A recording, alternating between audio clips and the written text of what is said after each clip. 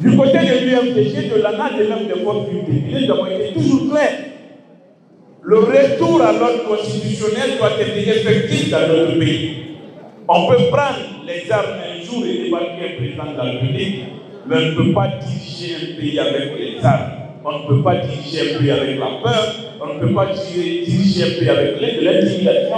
On ne peut pas diriger un pays en enlevant les citoyens. Nous, du côté de l'UMPJ, de l'ANA et des forces publiques, par rapport au programme électoral, nous disons qu'il y a beaucoup de choses à régler. Aujourd'hui, le fichier électoral n'existe pas. À la prise du pouvoir, j'ai expliqué ça l'autre jour. Pour aller vite aux élections, nous nous sommes dit qu'avec un délai de 15 mois, il suffisait simplement de réactualiser le fichier qui a servi de base à l'organisation de la présidentielle du 18 octobre 2020. Ce fichier-là a été assaini grâce à nos partenaires de l'EIF et de la CEDEAO. Mais à l'époque, ils nous ont opposé un refus catégorique parce qu'au début de la transition, le CNRD s'est est long pour se maintenir le plus longtemps que possible aux affaires. Ils ont dit qu'ils veulent faire leur avec. On a dit que la RAVEC, c'est une très bonne chose. Ça permet de moderniser notre base de données. Mais on ne peut pas faire le RAVEC et aller aux élections dans le délai imparti. Ils n'ont pas voulu nous écouter. Et ils se sont rendus compte que c'est impossible de faire cette activité, ce qui les amène aujourd'hui dans leur activité de recensement public. Mais là également, il y a des problèmes. Des problèmes, si on ne trouve pas de solutions, ça va être source de rejet du fichier électoral qui sera issu de cette opération, et ce rejet va motiver des contestations et ça va motiver des violences dans le pays comme on l'a connu par le passé. Dans ces commissions de recensement, ils ont carrément sorti les partis politiques et les organisations de la société civile.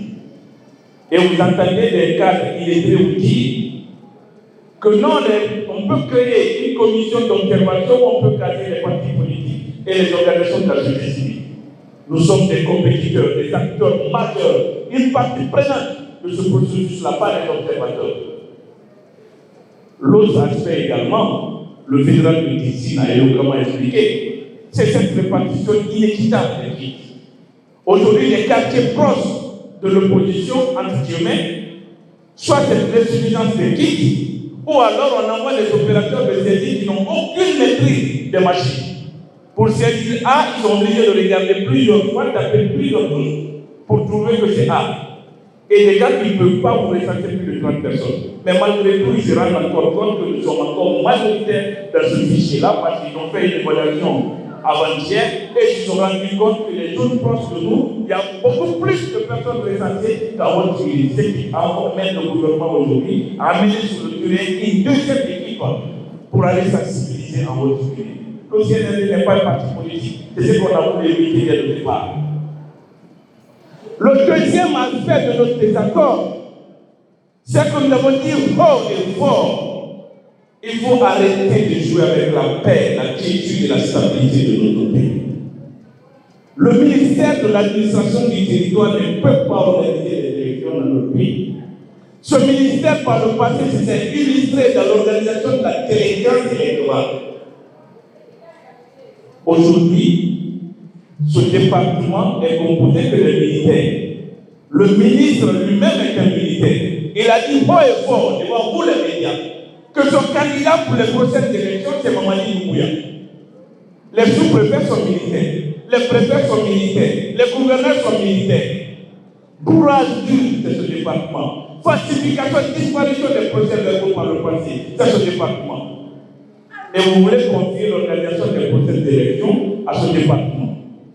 Nous disons que c'est préparer la genèse des nouvelles situations difficiles qui vont conduire la Guinée à des lendemains incertains. C'est pourquoi nous alertons très tôt pour dire que pour nous, du côté de l'UMPG, de l'ANA et des forces publiques, il n'est pas question que le ministère organise les élections dans notre pays. Parce que ça va être une source de déstabilisation, ça va être une source de chaos généralisé, parce qu'on n'acceptera pas qu'une nouvelle imposture s'installe dans notre pays. Ça, il faut le dire il faut le dire clairement, dans un langage très facile, pour que les gens puissent entendre raison.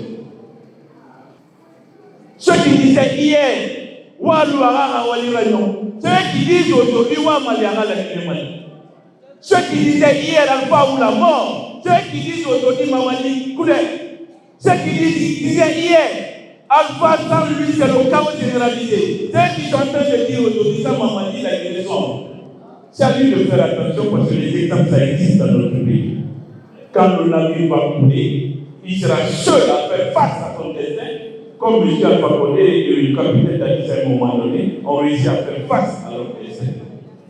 Nous connaissons suffisamment les cadres de notre pays. Nous connaissons suffisamment notre pays pour se laisser perdre par ces cadres opportunistes qui cherchent à remplir le ventre. Aujourd'hui, les mouvements de soutien sont créés un peu partout pour piller les caisses de notre pays. Et des milliards sont investis pour déstabiliser la seule formation politique qui dérange aujourd'hui la gouvernance CNRD. Ne soyez pas surpris de tout ce qui se passe aujourd'hui dans notre pays. Parmi nous, il y a beaucoup qui ne résisteront pas à la tentation de l'argent. Parmi nous, il y a beaucoup qui ne résisteront pas aux propositions liées au décret. Mais je reste convaincu d'une chose, la base de l'UFDG n'est pas à vendre. La base de l'UFDG est digne. La base de l'UFDG se bat pour un programme. Et ce programme est cadré par l'élection de classe. Nous arriverons à gouverner ce pays et à sortir la vie de la grande précarité économique et sociale qui n'a que trop duré. Donc, encore une fois de plus, l'UFDG